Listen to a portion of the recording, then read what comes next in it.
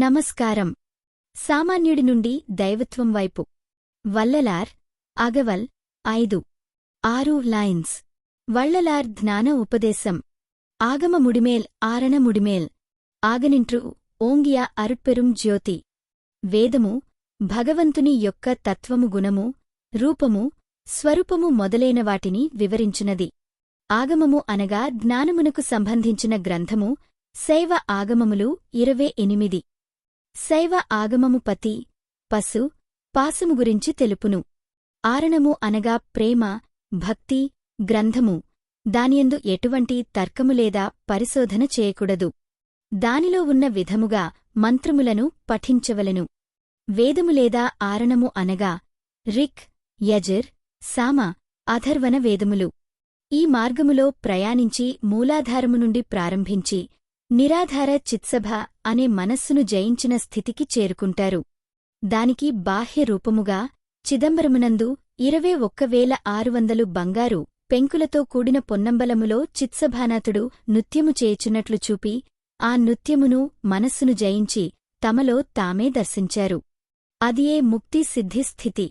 అయితే నేడు ఇవన్నీ దాటి ఇంద్రియములు, కరణములు, జీవుడు, ఆత్మ కాంతిని పొంది, దయవలన అట్టి దయ అనే కాంతిని పొందితే మహాశక్తి, పేరాట్రల్ సిద్ధించును.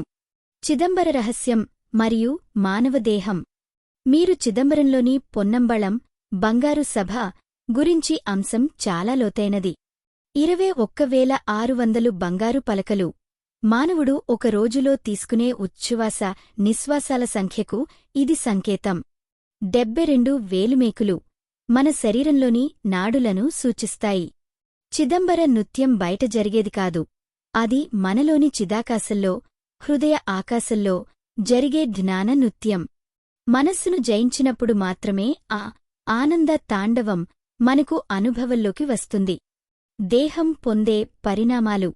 శుద్ధదేహం, సాధారణ మాంసపు శరీరం పవిత్రమవుతుంది. ప్రణవదేహం, బంగారు శరీరం, శరీరం కాంతిమయంగా మారి ఎటువంటి భౌతిక పరిమితులు లేని స్థితికి చేరుకుంటుంది.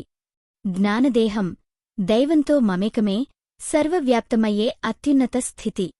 మూలాధారం నుండి ప్రారంభించి సహస్రారం వరకు ప్రయాణించి మనస్సును జయించిన వారికి మాత్రమే ఆ పవిత్ర కాంతి దర్శనమిస్తుంది.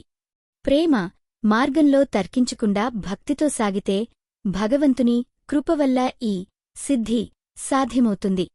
రామలింగ అభయం.